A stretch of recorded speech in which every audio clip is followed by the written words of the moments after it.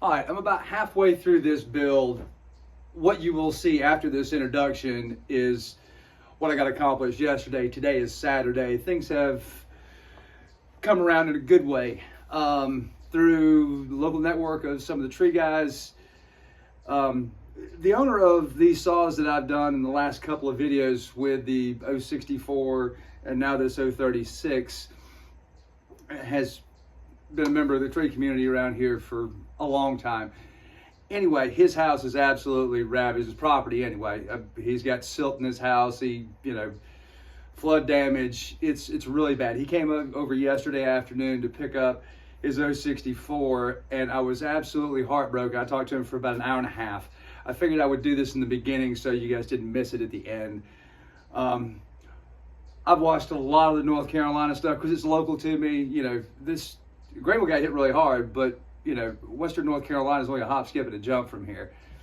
And I've watched a lot of it, but when you see a true friend and the sadness and pain in his eyes, we're gonna go do everything possible. We get some heavy equipment going up tomorrow. My background is a chef, even though I'm a small engine, two-stroke old dude.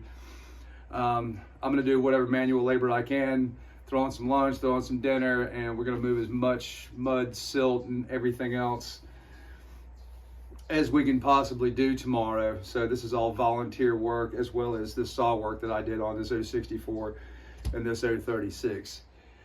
So with that being said, let's get on with this build.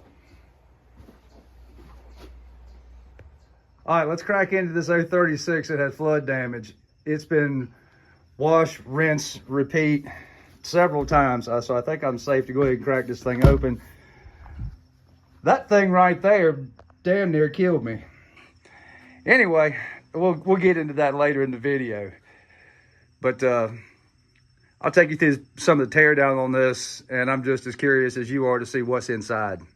I was expecting this to be full of mud, but there's just a little bit of silt in there. Nothing too bad. Piston is cracked open. I haven't rotated anything. We'll see what happens. I can't tell you how much water I used spraying down like this. I can't believe all that's still there. I was hosing this down. I was spraying in the slot where your throttle lockout is, and there was just I thought, man, I got a bunch of that out of there. No, not really. There's still plenty in here. So we'll wash the individual pieces. Well, I had to put the brakes on this. There's trouble in paradise.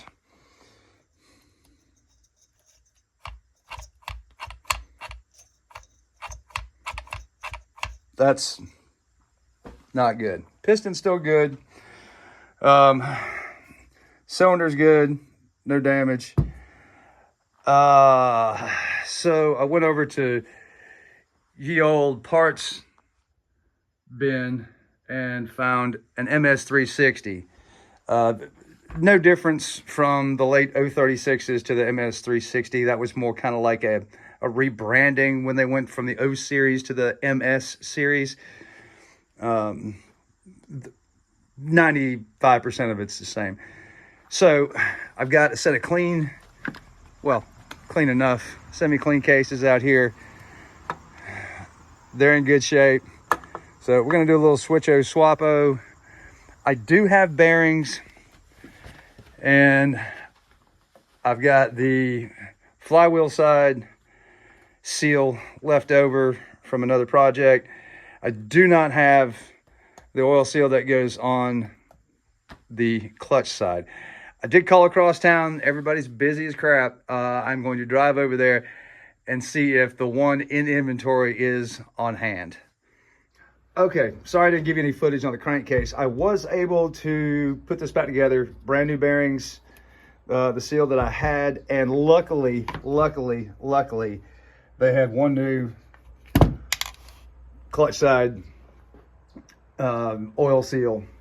As I tore the rest of this down to get everything clean enough to put everything back together, I found a few things.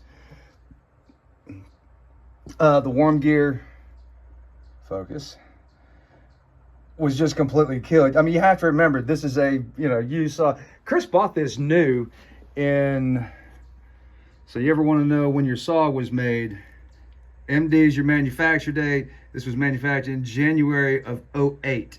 He bought this saw brand hammer new. He had a tree service for many years, and then he worked as a knuckle boom operator at the tree company that I worked for part-time. What else? When I pulled the clutch drum off, I didn't realize because it was so dirty, but we're missing some needles. Where they went, I don't know. But I've got a spare. For you oil geeks out there, Chris has always run the orange bottle Stihl. There's a little bit of coking in the crankcase and, you know, a tiny bit of coking. I really can't see in there. See if I can get a little bit of light on this. I'm repairing that gasket.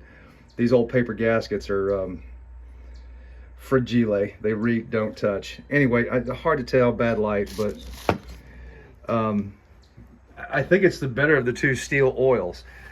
So let's agree to say that that saw has seen a lot of work in the last, I don't know, 15, 20 years.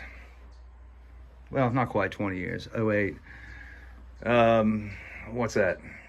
16 years.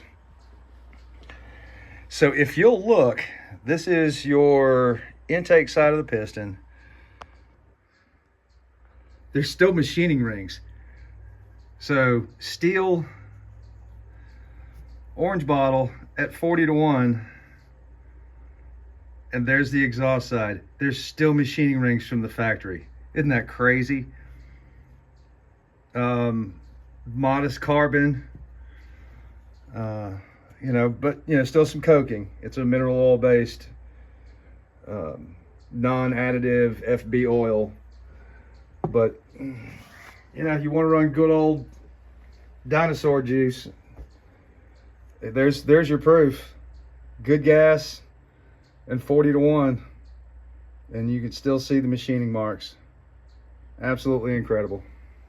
I'm telling you what, just as a side note, just kind of stopping, interrupting, we're really not going to get a whole, you know, back when it was pre-EPA, you know, look, no baffle in there, you know, from the factory. You got like a nice, my flashlight, you got a decent size outlet for this.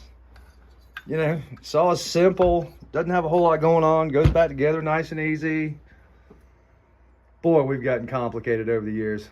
All right, moving right along. I thought I'd inspect the carburetor. And here's the fuel pump side. You know, this really doesn't show up well, but there's a fair amount of memory in that. And once you start to see wrinkles like this in the diaphragm, it's time. New starter pawls. The other ones were worn pretty hard. It's a work saw. You know, it's plastic. It's a wear part. Got as much as the sand and silt washed out of the recoil housing and the spring. New rope, and we're almost ready to pull the cord. Just got brake assembly left. Hook up the anti-vibes and handlebar. All right, let's get to it. This little itty bitty spring right here is part of the brake assembly. It goes right here. I picked it up and I was like, you know, and all this stuff's been washed. Oh gosh, focus. Yeah, there's silt packed in here. It's everywhere. All right, just a little proof of life clip.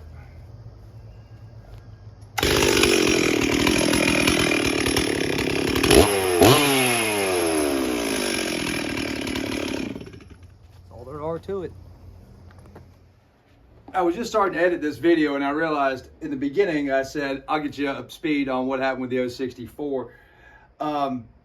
It would crank and it would run, you know, on like fast idle, and as soon as I try and goose it, it would just die. I had I traced down the air leak issue. It was the impulse line. It had a crack in it. Which after I traced down the first air leak, which was the old rubber intake boot that had just too much memory in it and wouldn't seal good.